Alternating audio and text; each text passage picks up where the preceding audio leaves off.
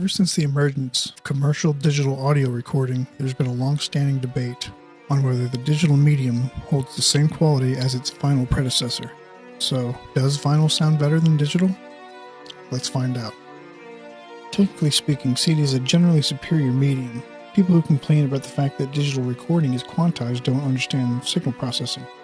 Yes, a CD is limited in sampling to 16 bits and 44.1 kilohertz sampling, which equates to exactly 96 decibels of signal to noise and 22 kilohertz of audio bandwidth.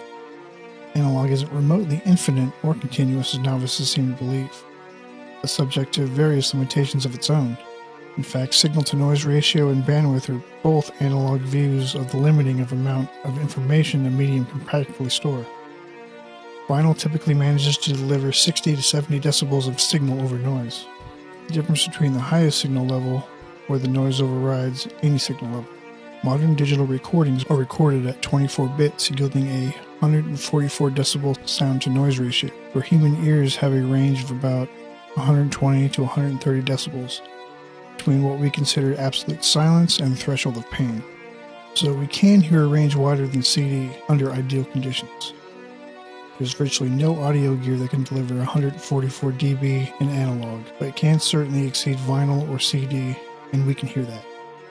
Based on digital signal processing mathematics, and particularly a thing called the Nyquist-Shannon sampling theorem, a CD's sampling at 44.1 kHz means that it can reproduce a pure sine wave, theoretically at 22,000 kHz.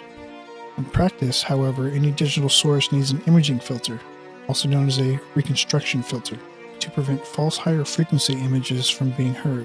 Most of this is done digitally in current gear, but you still have an analog component. So the practical limit on CDs is about 20,000 Hz, which as a standalone signal is about where the best human hearing drops off to little or nothing. The value of higher frequencies beyond normal human hearing is debated.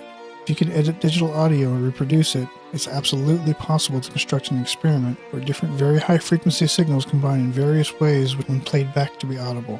Whether that's of real value is questionable. Part of the goal of better audio is delivering gear that simply cannot be questioned. You know it can reproduce any sound you can hear, and maybe your dog's as well. There is a lot of interest in audiophile circles in removing any possible limits. As I mentioned, a CD can reproduce a 20,000 Hz sine wave.